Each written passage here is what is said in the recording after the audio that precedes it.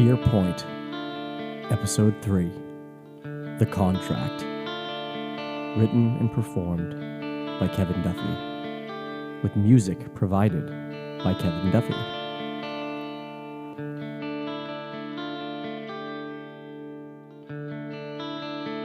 Wednesday, October 5th, 2006, New York City, 45 minutes till midnight.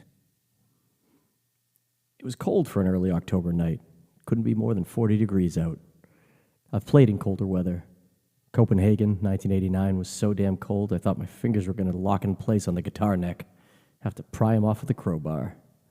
But in my old age, the comforts of life have certainly caught up to me. Nobody wants to see an aged rocker up there freezing his tits off, myself included. I was feeling a bit nostalgic and found myself walking down to a spot called The Pit. It was a dive bar with a fairly reputable music history. Lots of big acts got their starts playing places just like this, myself included. The Pit. That's a fitting name, I thought to myself as I pushed through the door and out of the cold. There were about a dozen people scattered throughout this place when I walked in. Some kids in their 20s, punk rock from the look of them, were just setting up for an upcoming set. I walked up to the bartender, an older lady in her 50s maybe, asked for a whiskey and a beer. She cocked her head, staring at me in vague recognition. "Aren't you?" she asked me, trying to pull my name out of the corners of her mind. "Yeah, I am," I answered, saving her the trouble. "I'm Johnny Slate." Tipped my hat to her. Her eyes lit up, the name now coming full circle in her head. "Holy shit," she laughed. "I fucking love you. Fast Times was like my favorite song." Was, I thought to myself. But that's been the state of my career lately. I hadn't put out a new album in over 5 years. Haven't even tried to write any new material in that time either. "Yeah, that was a good one," I said. In truth, it was the biggest hit of my career. First single off my second album. The thing shot up the charts like a rocket. #1 globally, the fall of '86. Stayed there well into the fall of '87, too. I nodded in appreciation as she handed me my drinks. Walked over to a booth in the far corner of the bar and settled in to watch the kids play. The drummer gave a quick roll, testing his sound. The bassist similarly played a fun, bouncy scale. The guitarist played a little lick reminiscent of the solo in Sympathy for the Devil. And the singer got up there and gave the mic a quick tap and announced, "Hello, everybody. We are Fallen Saint, and we hope you like what you hear." Pretty tame as far as announcing your band goes, I thought. Then the drummer gave a quick 4 count and the band started in on a quick number about sleeping on the street or something. I laughed at myself. Man, to be young again. Near the end of the first song, I noticed the man in black. He was sitting in the corner booth, opposite mine. He looked exactly the same as he did 20 years ago. Same black suit, same black fedora, the white ring around it. Same possibly black sunglasses. He had a whiskey glass in front of him and a cigarette in his hand. He was staring directly at me, with that same shit-eating grin spread wide across his face. I turned my head and stared back at the band. I knew he was going to come.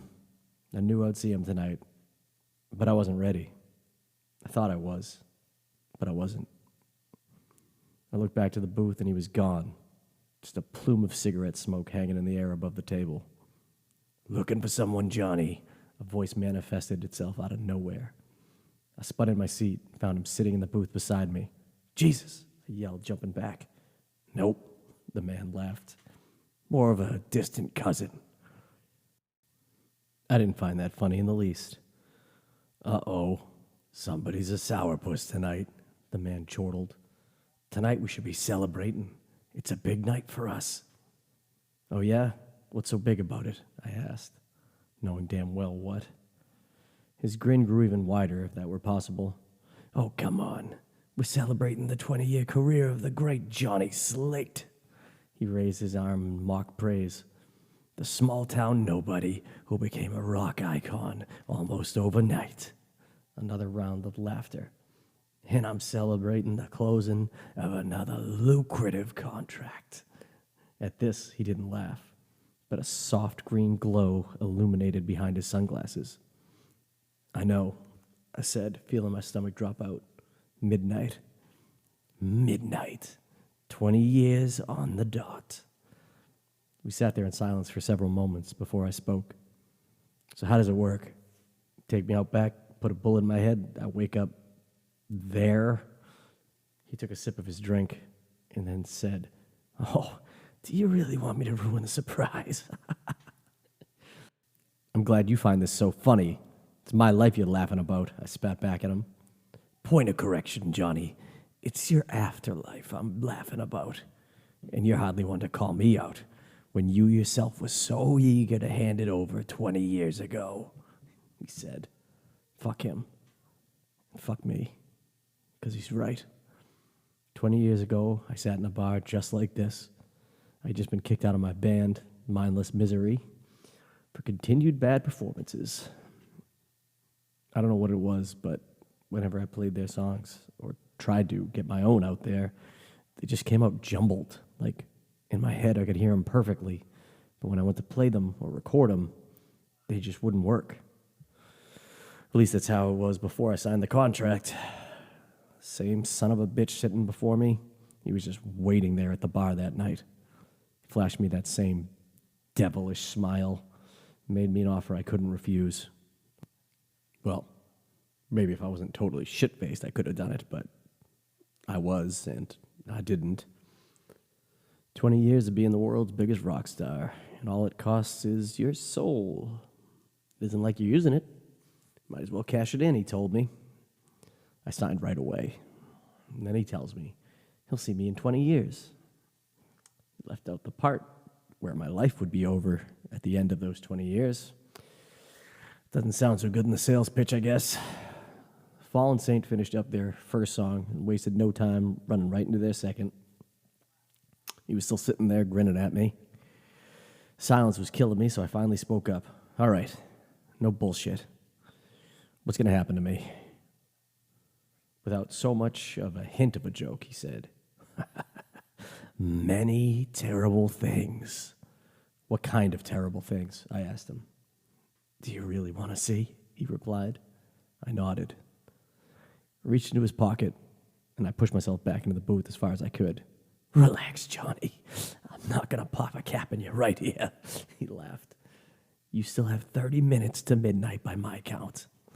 He pulled something from his pocket, slid it over to me. "What's this?" I asked, puzzled. "That is an iPhone, Johnny. They're going to be huge next year. A guy much better off than you were sold me his soul to get his technology off the ground." He then snapped his fingers, and a video began to play on his iPhone thing. It was a sweeping shot, starting at a crazy-looking gnarled metal gate in what looked like a cave. There were people on the other side of the gate. They were pushed right up against it, trying to get through, but it didn't budge. There were things on the other side with them. Big, scaly things with sharp claws and even sharper teeth. They were tearing into these people, eating them. But even the most grotesque, destroyed bodies were still writhing in pain, screaming. They should be dead. As if reading my mind, the creep spoke up. "They'll never die, Johnny, but they feel everything that happens to them. And when there isn't enough left for the dogs to have fun with, we make them whole again and start all over." I pushed the phone away from me. He laughed across the table. "That's just the first gate, Johnny. The entrance, if you will. It gets much, much worse," he assured me. I put my head in my hands, shaking all over. "This can't happen. This can't be real. What the fuck did I do?" Again, he read me like a book. "Having second thoughts, Johnny?" "Of course I am, you fucking asshole. Fuck. It's all I've thought about for the past 5 years. I haven't been able to sleep without medication. I haven't been able to write music or hold a relationship. I'm damaged. I'm fucking terminal, expiring. He just sat there puffing on his cigarette, completely unfazed by my predicament. I need more time, I begged. That's not how it works, John. 5 years. Just 5 years, I interrupted. He just shook his head. 3 years, please. Fuck, one. Just one more fucking year, please, please. I screamed at him. He threw back his head and laughed. And then he reached forward, grabbed his drink, threw that back too. Your tab is closing. The balance is coming due. You need to pay the bill. I sank into my seat, tears filling my eyes. I was fucked. No way out. And the funds have to come from your account. Or someone else's. I sat up straight, leaned across the table. What? He laughed. Your debt. It's, transferable. How? I demanded. Whoa now, settle down, Johnny. Don't get so excited, he joked. Just tell me what I have to do, I said. He took another deep drag from his cigarette, puffed out a massive cloud of smoke. When it cleared, a piece of paper lay out on the table. It was old looking, like the Constitution or something. I'd seen it before. In fact, my name was written right there at the bottom of it. My contract. It's simple, Johnny. You just need to find someone of equal value to take over your debt. You get that, and we're square. A clean slate for Johnny. He exploded with laughter. Get it? A clean slate for Johnny? Johnny Slate? I didn't even plan that. I swear to Satan. I looked over at the kid on stage, finishing up the second song. Okay, so what? I get that singer over there to sign this? I asked, growing impatient with his joking. Hardly, he shot back. I said equal value. That kid ain't worth one Johnny Slate. But the whole band, that should do it. 4-for-1 deal. And what happens to them?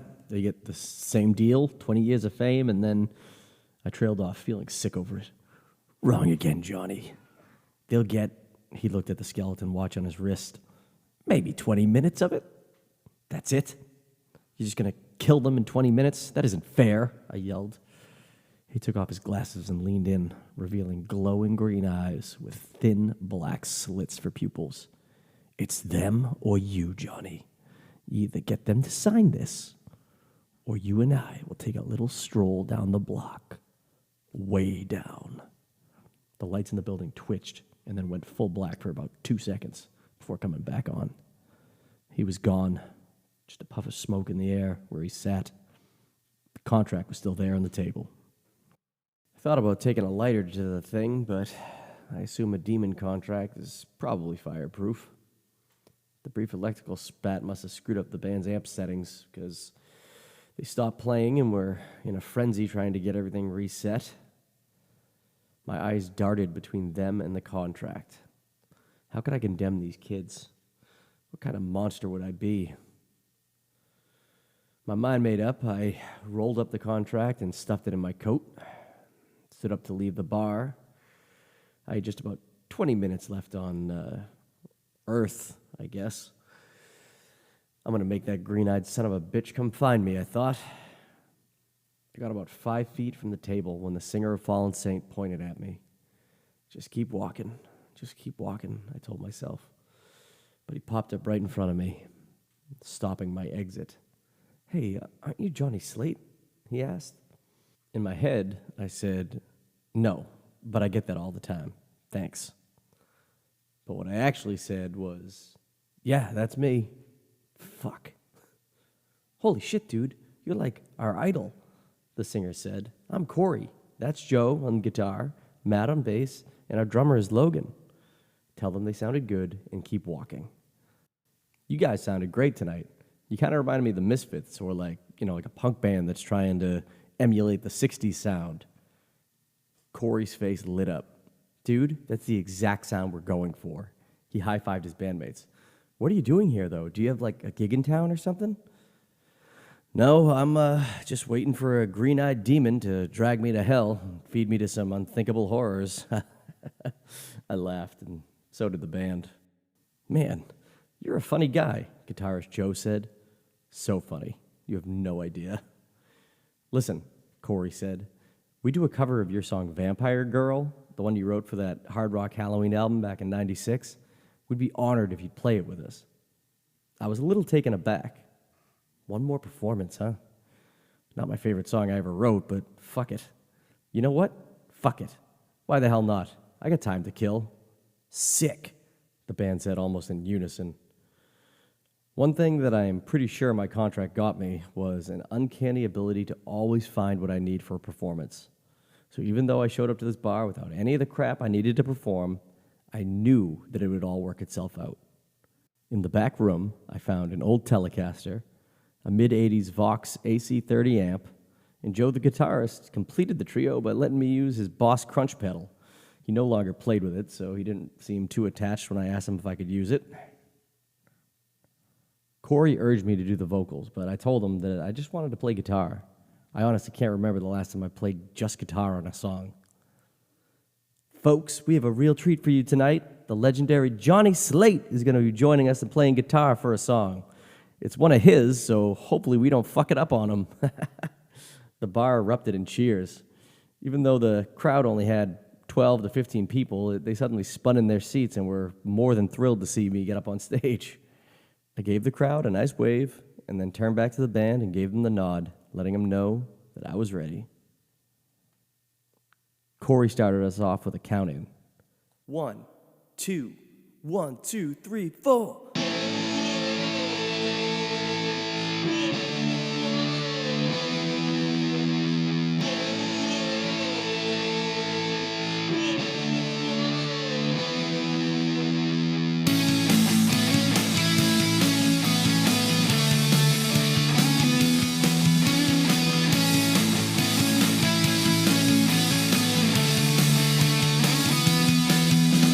For 1,000 years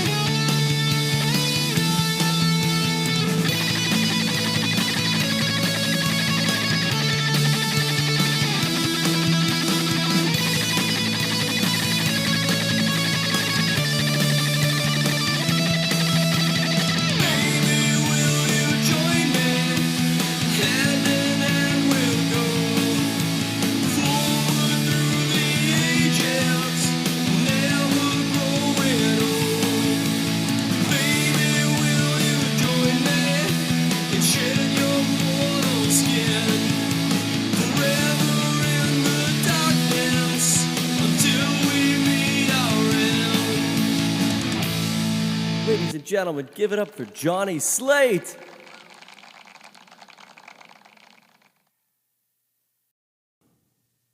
The punked out version of my song was admittedly pretty cool.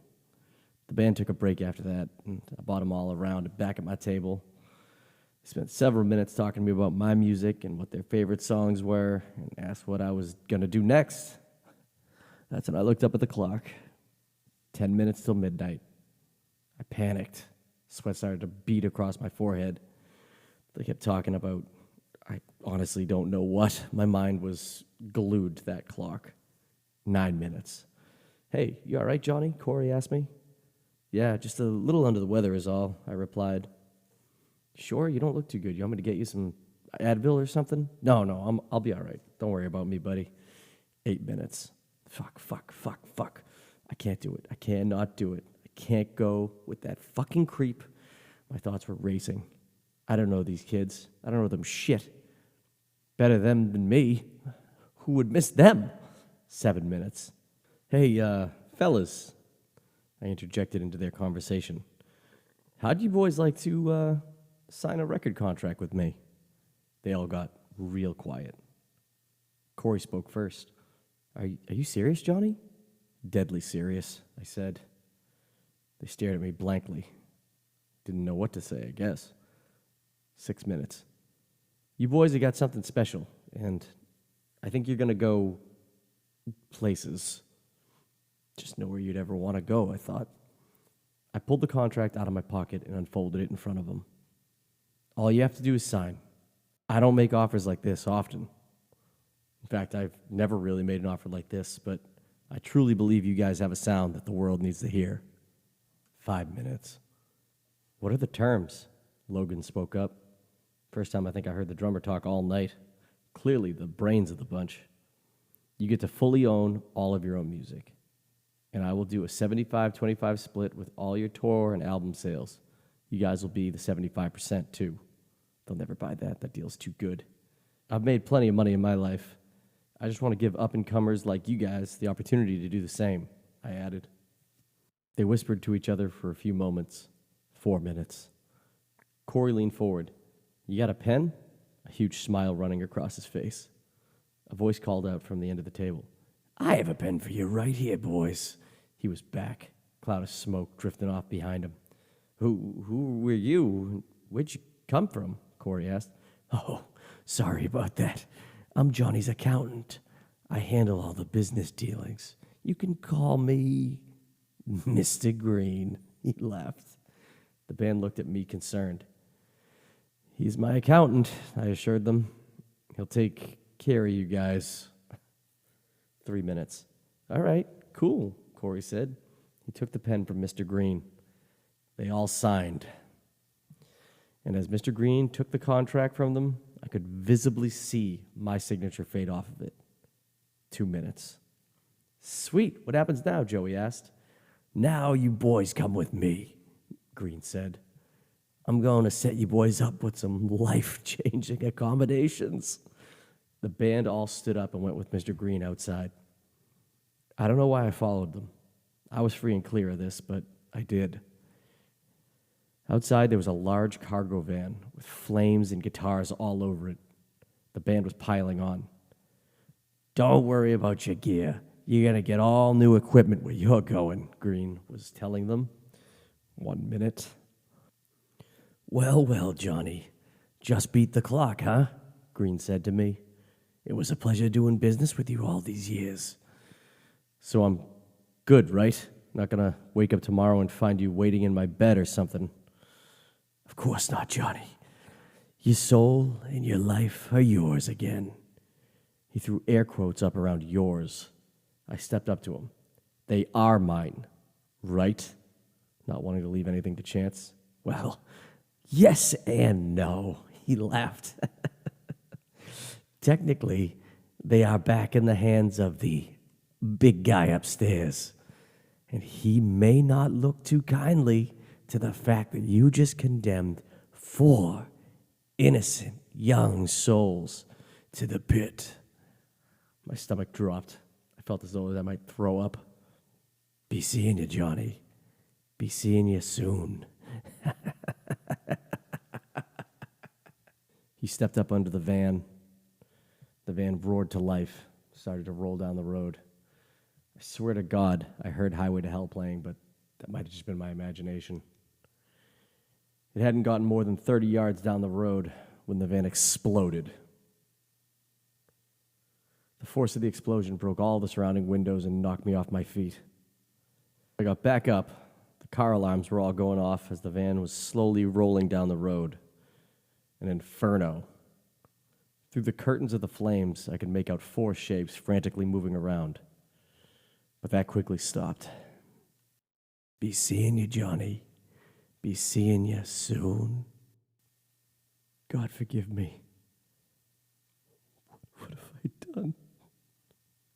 What have I done?